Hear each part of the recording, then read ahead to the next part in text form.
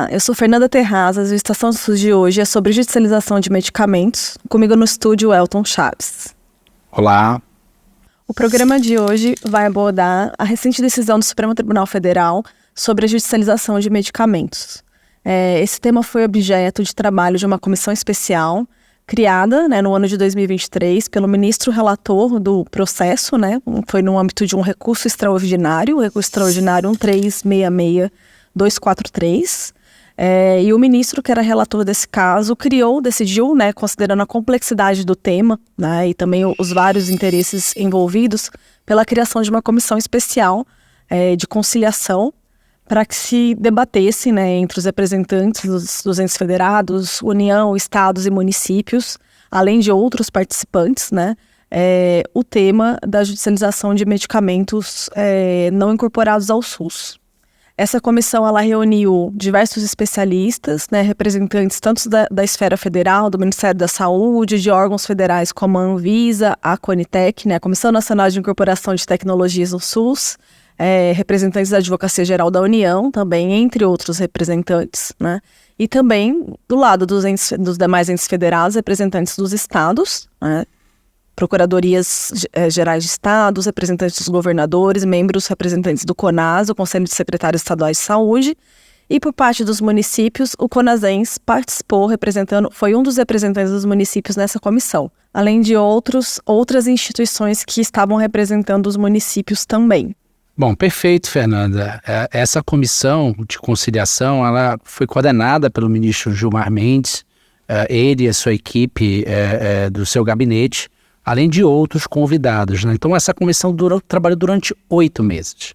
Então, foi um trabalho bem denso, extenso, mas que tratou desse tema muito importante, discutindo exatamente teses jurídicas e fluxos de atuação, tanto para o próprio Poder Judiciário, mas também para a administração pública, visando exatamente solucionar essas questões que chegam para os judiciários relacionados ao acesso dos medicamentos, mas também a definição de responsabilidades dos entes federados e o principal problema que a gente vem enfrentando, esse acesso à responsabilidade, mas também os custos dos tratamentos, esses custos que têm sido tão importantes para os entes federados e para a política pública. E durante todo esse trabalho, no final, a gente chegou, todos os membros da comissão com esse debate, a comissão chegou a elaborar um acordo, e esse acordo ele foi posteriormente ratificado pelos entes federativos durante 2 reuniões da Comissão Intergestores Tripartite, que é a nossa CIT. E esse acordo, com essa decisão, apresentou resultados importantes dessas negociações. E com a homologação desses acordos pelo ministro Gilmar Mendes, então foi possível, que ele é o relator de todo o processo, foi possível posteriormente ter também esse acordo junto do plenário do Supremo Tribunal Federal. É isso mesmo, Fernanda? Isso. Foi um acordo, foram alguns acordos, foram ao todo 3 acordos, nessa comissão de conciliação que foram homologados pelo ministro Gilmar, que era o relator, do processo, desse processo, e que depois passou pelo escrutínio, de todos os ministros no plenário do Supremo, e daí veio essa decisão que estamos abordando hoje. E essa decisão e os acordos, que dão subsídio para essa decisão do Supremo Tribunal Federal, eles abordam diversos temas, São temas, como você já colocou, bastante complexos, As discussões iniciaram em 2023 e se encerraram somente em maio de 2024, justamente devido à complexidade das questões abordadas e dos conflitos também existentes, E então, por isso, acho que é importante a gente dizer que neste programa, hoje a gente não vai conseguir abordar todos os aspectos envolvidos nesse acordo e presentes na decisão do Supremo Tribunal Federal. A gente vai tentar pensar os principais aspectos, mas a gente terá outros programas, assim como produção de outros materiais pelo CONASENS, que vão detalhar outros aspectos dessa decisão, outros pontos que são importantes para os municípios estarem atentos. E conceitos técnicos e jurídicos que foram definidos nessa decisão. E para deixar, acho que para a conversa que a gente faz hoje, né, com o objetivo de alertar os municípios, né, para estarem atentos a essa decisão que vai impactar no dia a dia deles, na judicialização de medicamentos que acontece todo dia nos municípios, é importante fazer alguns recortes sobre o que a gente vai falar hoje. Então, o acordo e, consequentemente, a decisão do Supremo Tribunal Federal, ela trata apenas a judicialização de medicamentos, incluindo os medicamentos oncológicos, né? Então, procedimentos, produtos, outros tratamentos que são frequentemente, né, solicitados via demanda judicial, né, aos municípios, aos estados e à União, embora, né, sejam objeto de judicialização, eles não foram tratados no acordo e não constam, né, da decisão judicial. As discussões que foram feitas durante a comissão e também a decisão judicial, ela tinha, né, por objetivo, um dos principais objetivos, resolver um conflito existente, né, há alguns anos, sobretudo desde a definição do tema SOT 93 pelo Supremo em 2019, entre Justiça Estadual e Justiça Federal, né, de quem seria, né, definir qual ente federado é o responsável, né, pelo fornecimento e custeio de um medicamento que está sendo judicializado, implica a definição de qual justiça vai ser competente para fazer esse julgamento. Porque se for a União, será a Justiça Federal. Se forem estados e municípios, será a Justiça Estadual. Então, o Supremo precisava bater o martelo em relação a isso, porque isso vinha sendo objeto de muitas demandas, inclusive de ações entre os entes federados. E posições divergentes, inclusive, entre o próprio Supremo Tribunal Federal e o STJ, né? Então, dos objetivos dessas discussões, né, que findaram com essa decisão do Supremo Tribunal Federal foi trazer, né, novos parâmetros em relação a essa definição de competência jurisdicional. E, né, um outro ponto principal das discussões da qual resultaram a decisão foi definir a competência, né, qual a competência de quem é a competência, a responsabilidade dentre os entes federados, né, União, estados e municípios, pelo fornecimento de medicamentos, caso eles sejam judicializados. Quem deve fornecer e, certo, eventualmente, se um ente que não é responsável fornecer esse medicamento, o ente responsável vai custear, vai ressarcir, como que isso deve ser feito. Então, esse foi um dos pontos abordados, né, e que constam da decisão do Supremo Tribunal Federal. E acho que é importante trazer, né, porque embora o tema 1234, que é o tema de repercussão geral, que é base, né, dessa discussão, ele fale de medicamentos não padronizados, a comissão, né, se ocupou de discutir tanto a judicialização dos medicamentos incorporados, porque nós temos sim, né, uma judicialização expressiva de medicamentos incorporados ao SUS, mas também de medicamentos não incorporados ao SUS. E a comissão, né, trabalhou na definição desses conceitos e a decisão acatou, né, o conceito que foi trabalhado pela comissão. Então, a decisão traz, principalmente, que acho que é importante que os municípios estejam atentos, para fim de judicialização de medicamentos, qual que é o conceito de medicamento não incorporado ao SUS. Acho que seria importante, Elton, você falasse um pouco sobre isso. Perfeito, Fernanda. Esse é um aspecto, acho que, crucial de todo o debate desde que o fenômeno da judicialização, né, se instalou e vem, né, dentro desse seu processo discutindo a garantia do direito do acesso, né, às pessoas aos medicamentos, que é um insumo importante. Agora, definir, de fato, aquele medicamento incorporado, ou seja, aquele que faz parte da política pública no SUS, realmente tem sido o ponto de tensionamento, né? E foi importante a comissão se debruçar, foi importante ter um debate, né, bem exaustivo para que não pudesse haver dúvidas. Eu acho que a definição colocada, e aqui é importante todos os gestores, todos os trabalhadores e a sociedade em geral ficar atentos do que de fato foi definido de medicamento não incorporado ao SUS. Então, medicamento não incorporado são considerados aqueles que não constam na política pública. Então, para os trabalhadores do SUS é muito comum, né? Aqueles que estão fora da RENAME, né? Mas também um outro ponto importante é aqueles medicamentos que estão na RENAME, mas que não fazem parte dos que não estão para as indicações dos protocolos clínicos e diretrizes terapêuticas, que é o PCDT. Então, esses medicamentos que estão previstos no PCDT, mas que não estão naquela indicação, aí assim, para profissional de saúde que estão fora do CID, né, daquela doença, daquele agravo, esses medicamentos também são considerados medicamentos não incorporados ao SUS. E esse era um ponto que, inclusive, dava muita divergência, muita dúvida, gerava muita dúvida. Também medicamentos sem registro na Anvisa, algo que já havia em previsão legal e normativa nas legislações do Sistema Único de Saúde. Medicamentos off-label, sem, né, e principalmente o medicamento off-label sem previsão de protocolo clínico de diretriz terapêutica, sem previsão de PCDT, né, ou que não integre as listas do componente básico. Por que a gente fala isso? Porque tem vários medicamentos de uso consagrado, né, na medicina e no âmbito da utilização terapêutica de medicamentos, né, que são já de muito tempo, chamados medicamentos velhos, muitas vezes corriqueiramente colocados, mas medicamentos são utilizados amplamente no âmbito da atenção básica. Então, esses são os medicamentos que foram tratados, definidos como não incorporados.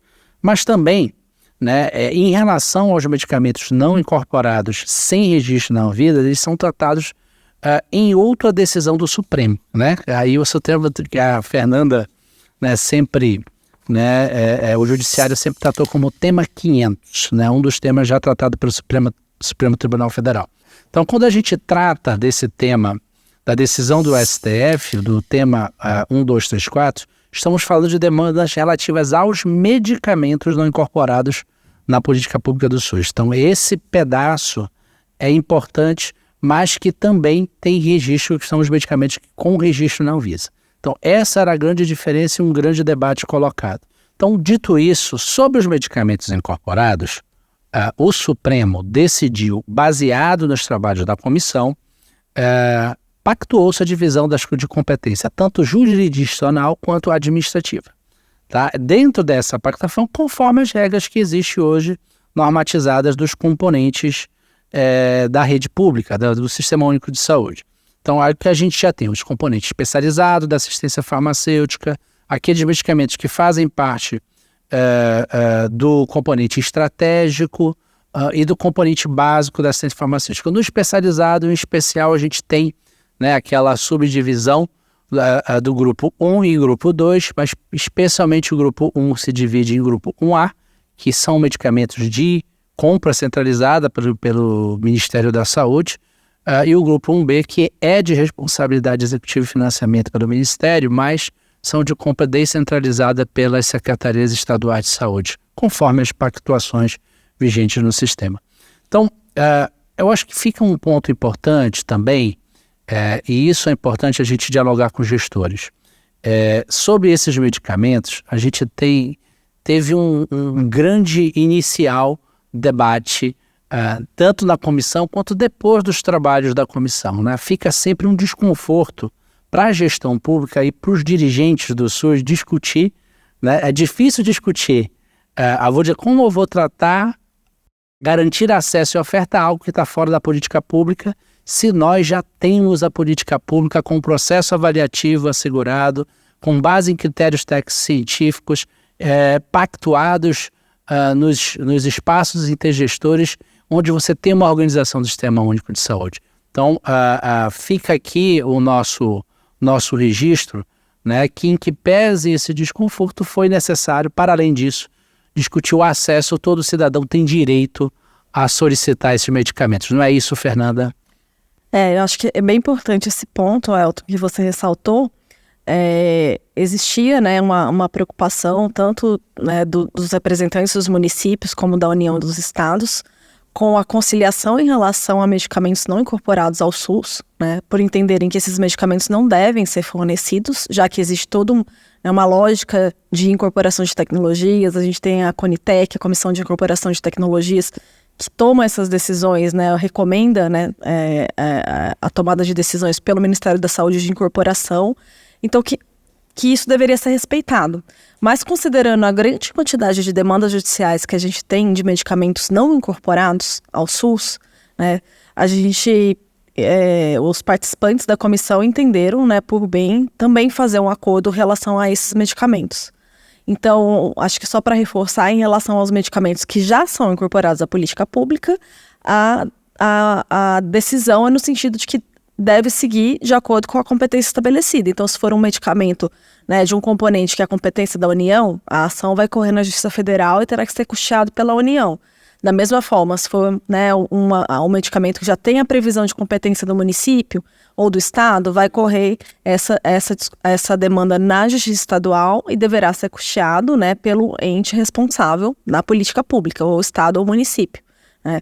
Em relação, né, que acho que foi um dos principais pontos, né, dos mais difíceis de chegar a um consenso, aos medicamentos não incorporados, que a gente acabou de tratar aqui, em princípio, havia, né, um desconforto, né, dos entes federados em pactuar em relação a isso, mas acabou considerando, né, o elevado número de utilização, acabou optando, né, por fazer um acordo também sobre eles, né, sobre esses medicamentos. Quando houver a judicialização, de que forma que vai ser tratado? Porque a partir do momento que a gente não assume a existência dessa judicialização, mas ela existe, né, fica o judiciário sem saber um pouco, né, quais os critérios, os parâmetros para o tratamento dessas decisões. E, consequentemente, ficam os entes federados, né, a União, Estados e municípios também à mercê de critérios diferentes, parâmetros diferentes, dependendo de quem analisa cada caso. Então, por conta de todo esse cenário, né, houve uma decisão em relação aos medicamentos não incorporados no seguinte sentido. Um ponto que era importante, competência. De quem é competência para analisar a ação? Né? Justiça Federal ou Justiça Estadual? Em relação à competência, ficou decidido que medicamentos não incorporados, cujo custo, né, do tratamento no ano, né, considerando daí, né, o custo baseado no preço de venda máxima ao governo, né, definido pela CMED. Se for acima de 210 salários mínimos, esses medicamentos são de responsabilidade da União e, portanto, essa ação deve tramitar na Justiça Federal, né. Caso, eventualmente, haja uma dificuldade, né, de cumprimento pela União e os juízes optarem que isso é possível, né, pela inclusão ou do estado ou do município para fazer esse cumprimento, né, dessa determinação judicial, isso é possível, mas nesse caso a União é responsável por 100% do custeio, né, desse tratamento ou desse medicamento e deverá ressarcir ou o estado ou o município, né, caso eles tenham feito esse cumprimento. Então, acima de 210 salários mínimos, custo de tratamento ano, competência da Justiça Federal e responsabilidade de 100% no custeio por parte da União. Fernanda, esse é um ponto importante, eu acho que é até importante frisar para o gestor, e eu queria que você desse bem ênfase. Nessa perspectiva de competência está muito claro, mas para o gestor do SUS, e no caso do gestor municipal, esse ponto do ressarcimento é importante. Então, em que pese que a competência jurisdicional, né, vá para a Justiça Federal, mas para fins de cumprimento é possível vir para a Justiça Estadual, né, para os entes, estados e municípios terem que cumprir. Na verdade, ele não vai para a Justiça Estadual, ele permanece na Justiça Federal, mas com determinação de cumprimento pelo município. Né? Perfeito. E aí o ressarcimento ele entra num ponto importante. Se acontecer isso, né, de determinar que o município cumpra, né, como a responsabilidade por esse medicamento é federal, a União vai ter que ressarcir o município em 100% do que ele tiver gasto para o cumprimento dessa determinação judicial. Né? Exatamente isso. A ideia é que essas ações tramitem na Justiça Federal e que a União cumpra todas essas decisões, quando houver né, a determinação de fornecimento do medicamento. Mas se porventura acontecer de um município cumprir nessa situação, a Justiça determinar que o município cumpra, ele pode e vai, e daí é no próprio processo, né, e o recurso, esse ressarcimento vai ser feito fundo a fundo. Isso é bastante importante também, que os municípios saibam. Não há necessidade de que o município entre com um processo administrativo ou que ele entre com um novo processo judicial para cobrar esse valor, esse ressarcimento. Vai ser automático no próprio processo, que acho que esse é um dos avanços também dessa comissão e dessa decisão judicial, né? Porque antes, nesses casos, normalmente precisava ser feito um processo administrativo requisitando esse ressarcimento ao Ministério da Saúde, e esse processo era um processo bastante burocrático, por vezes muito lento, e muitas vezes o município entendia que o custo-benefício, né, desse procedimento não valia a pena, né? Eu acho que agora o fato dele acontecer dentro do processo judicial facilita bastante e torna muito mais justa a situação. Então, acima de 210 salários mínimos, né, o valor tratamento ano, né, acho que isso é bem importante, vai ser dessa forma. Se o valor do tratamento ano for entre 210 salários mínimos, que hoje dá, né, atualmente dá algo em torno de próximo de 300 mil reais, né, mas isso vai sendo atualizado, justamente por isso está em salários mínimos. No caso das ações judiciais, né, cujo custo do tratamento ano seja abaixo de 210 salários mínimos, mas acima de 7 salários mínimos, nesses casos as ações vão tramitar na Justiça Estadual, né, sendo responsabilidade dos estados, né, o seu cumprimento, né, mas o custeio desse tratamento ele deve ser feito em 65% pela União e em 35% pelos estados ou Distrito Federal. E nesse caso, vai haver um ressarcimento posterior por meio de um procedimento, né, que vai ser definido pelo Ministério da Saúde em comissão intergestores tripartite, junto com os estados e municípios, que vão definir esse fluxo. E tem um prazo de 90 dias para definir como que vai se dar esse ressarcimento a posteriori. Né? Então, nessas situações, né, entre 210 salários mínimos e 7 salários mínimos. Da mesma forma, naquelas ações, como ficam, né, as ações abaixo, cujo custo do tratamento ano seja abaixo de 7 salários mínimos. Nesse caso, as ações também vão tramitar na Justiça Estadual. Os estados são responsáveis pelo seu cumprimento, né, e também pelo seu custeio integral, exceto se houver pactuação de alguma responsabilidade por parte dos municípios em comissão intergestores bipartite. Então, eventualmente, se estado e município, né, e conjunto de municípios, na CIB, entrarem em um acordo de que o município vai ser responsável por uma parte desse custeio, isso pode haver uma responsabilização, mas em regra, né, o que foi definido é que o estado vai ser responsável por esse cumprimento. E, eventualmente, se o município cumprir em substituição ao estado, ele pode ser ressarcido integralmente e vamos precisar discutir como vai ser o fluxo desse ressarcimento também, né? Eu acho que outra coisa importante, além desses parâmetros, né, é extremamente complexo, né, não se esgota nesse programa, né, os municípios de fato vão precisar, as suas equipes jurídicas, as suas equipes técnicas responsáveis pelas respostas, né, aos processos judiciais vão precisar se debruçar sobre isso, né, e a ideia é que a gente esteja nesse apoio, né, nesse estudo. Mas outra coisa bastante interessante que eu acho que os municípios precisam estar atentos é que a gente teve uma decisão do STF, né, mas as pessoas sempre, né, os gestores principalmente sempre questionam, mas é uma decisão do STF, não necessariamente, né, os juízes vão cumprir, e se o juiz não cumprir, né, como que fica essa situação? Eu acho que uma coisa que a gente precisa dizer é que essa decisão ela não vai ser implementada do dia para a noite e como mágica, né? Isso vai fazer parte de um processo, né? Vai ter uma transição. Uma transição e um processo, né, dialógico entre, né, nós, né, municípios, estados, União, que vamos estar de um lado de processo e o Poder Judiciário e as outras partes desse processo, até que isso, né, se consolide, né? Mas existe uma obrigatoriedade de que os juízes sigam esses parâmetros. Por quê? Porque, além dessa decisão, o presidente do Supremo publicou uma súmula vinculante, né, que vincula daí todo o Poder Judiciário. A súmula vinculante número 60 foi aprovada no dia 16 de setembro, que diz, né, que o pedido e análise administrativa de fármacos na rede pública de saúde, a judicialização do caso, bem como seus desdobramentos administrativos e jurisdicionais, devem observar os termos dos 3 acordos interfederativos e seus fluxos, homologados pelo Supremo Tribunal Federal em governança judicial colaborativa no tema 1234 da sistemática da repercussão geral. Então, existe também, né, mais essa camada que é a súmula vinculante, que vem trazer, vamos dizer assim, mais força, né, para essa decisão e a necessidade de que ela seja observada no Poder Judiciário, e ele remete aos acordos.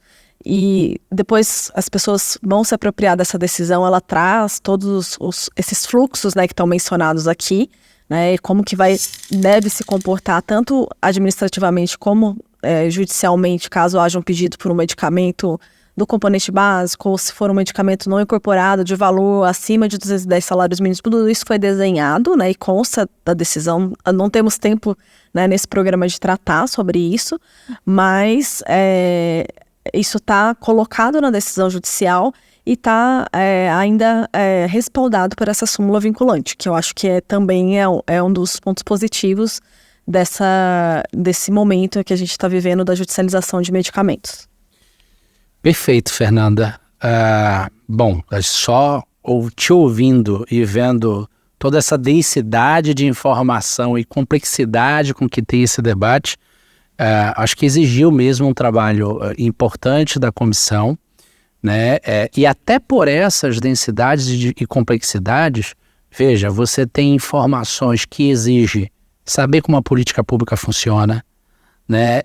Identificar essas ações, identificar quais medicamentos entre todos esses dois sistemas, tanto o judiciário quanto o sistema da saúde pública, né? E também de acesso ao próprio usuário cidadão. Acho que um debate importante que foi exaustivamente colocado e trabalhado durante a comissão foi de, então, como que a gente vai operacionalizar isso com ferramentas que pudessem auxiliar, né? E esse debate levou, né, a proposição pelo próprio Supremo, não, a gente vai precisar ter uma plataforma, né, como ferramenta que possa fazer com que essas informações sejam compartilhadas, né, e tratadas para que exatamente as decisões sejam efetivamente operacionalizadas e cumpridas, né, tanto por parte da política pública em deferir um acesso ou não deferir um acesso, né, como por parte do sistema judiciário em analisar um processo e deferir a sua decisão, né, se dá em acordo ou não ao acesso a um medicamento, no caso principalmente os não incorporados, mas também os incorporados. E aí por isso, essa discussão da plataforma, então, isso é importante, né, ficar para a sociedade civil em geral, mas também para a gestão do SUS. Né, vai exigir muito uma organização e estruturação. Então a plataforma, ela vem junto de uma forma integrada também com foi discutido o modelo de informação, foi discutido como se integra, por um exemplo, um ator central nesse debate são os prescritores. Então como que se integra, né, aos prescritores para dar fé e certeza que o médico assistente ele esteja acompanhando e prescrevendo o medicamento a quem, né, aquela pessoa que está solicitando, e com isso essa plataforma discutiu o modelo de prescrição, o modelo de informação de registro, de quais dados são importantes, que já são provenientes da política pública, de quais dados são necessários do modelo de informação do sistema judiciário, e que como esse sistema vai se integrar por uma plataforma que possa compartilhar essas informações. Então acho que isso vai exigir um outro momento, um outro capítulo do nosso debate, mas dando aqui um exemplo de discussão. O que a comissão e o acordo define, por um exemplo, é que a prescrição médica ela vai ter que ser integrada a essa plataforma. Então ela vai ter que ser eletrônica, o médico vai ter que ter a sua assinatura digital qualificada para esse lá comprovado, dizendo com que ele vai ter que justificar com base em evidências técnico-científicas e acompanhar esse tratamento com relatórios periódicos. Então, isso tudo vai qualificar de forma estrutural todo esse processo de decisão, seja para o sistema judiciário, mas também para o sistema SUS, né? Que isso vai trazer benefícios. Então, a ideia é que a plataforma, por ser implementada, possa trazer esse processo de qualificação e estruturação e, quem sabe, a nossa expectativa, né, Fernanda, não é que vai reduzir a judicialização, mas vai ajudar a racionalizar, né, e ser mais uma ferramenta na mão de todos os atores envolvidos durante esse processo de discussão da judicialização de medicamentos. É isso mesmo, Fernanda? Isso, Elton. A questão da plataforma nacional, né, ela consta da decisão judicial, ela foi um ponto inegociável, né, durante os trabalhos da comissão, a existência de uma plataforma baseada em tecnologia da informação que pudesse viabilizar, né, que toda essa análise complexa em relação aos pedidos, tanto administrativos quanto judiciais, fossem mais facilitados, Porque a ideia é justamente essa, né? Que haja o mínimo de judicialização possível. Então, a gente está falando aqui de judicialização de medicamentos incorporados. A ideia é que essa judicialização nem ocorra, né? Que eu possa resolver isso por meio de um sistema, né? Que vai orientar o cidadão, né? E por meio de um pedido administrativo ser encaminhado, né? Para receber o medicamento que ele precisa, ser encaminhado para receber do ente federado competente de fato por entregar aquele medicamento. Então, eu acho que a ideia da plataforma, né, é primeiro possibilitar esse arranjo bastante complexo, né, que eu acho que ser uma ferramenta de tecnologia de informação talvez não fosse possível, e tentar o máximo possível reduzir a judicialização quando ela não for necessária, né. Então, acho que existe uma tentativa, foi um ponto tão importante na comissão que, inclusive, foi criada uma subcomissão só para discutir essa questão da plataforma. E a gente vai voltar nesse assunto, né? Assim como voltaremos em outros assuntos que precisam ser abordados, que não conseguimos, né, tratar hoje, para que os gestores conheçam melhor, né, tanto essa plataforma como outras questões que foram tratadas nessa decisão do Supremo.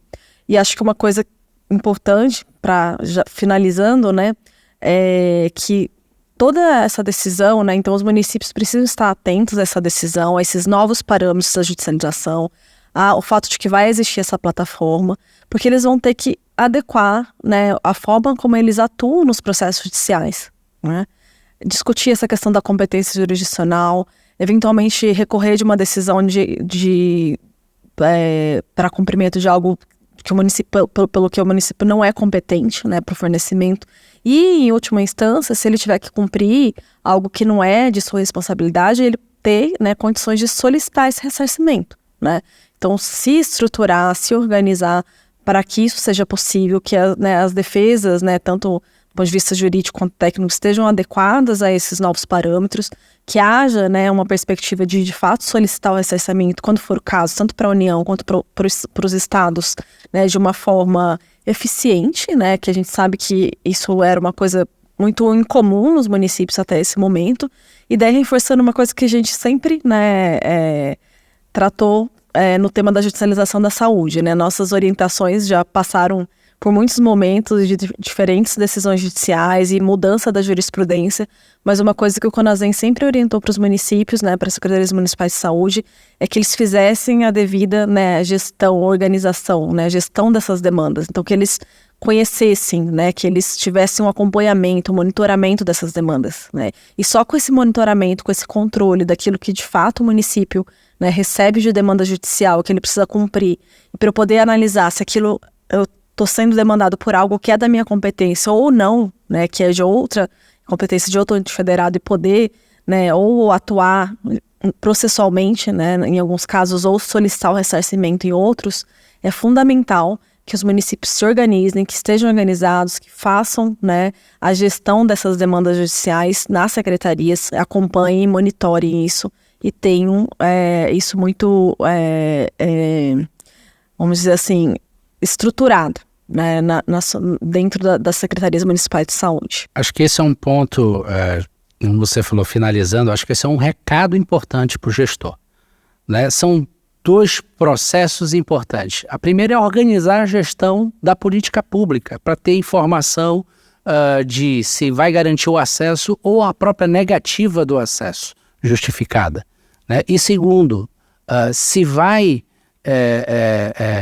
discutir a questão da demanda judicial, essas demandas têm que estar organizadas e tratadas. Não dá mais para a gente perguntar para a gestão não tem conhecimento, não tem informação. Informação e organização é o que a gente está aqui ouvindo a Fernanda. É isso mesmo, Fernanda, sinalizando. Gestor, organize e faça a gestão das demandas, tanto da política pública quanto das judiciais, que você vai conseguir ter êxito no acesso, mas também no caso do ressarcimento que está colocado. É isso mesmo, né? Muito obrigado. É isso. Se a gente pudesse escolher um recado só para dar, o recado seria esse, que você acabou de falar. Esse foi o Estação SUS de hoje. Assista ao programa no canal Mais Conasens e no youtube.com/canal Conasens.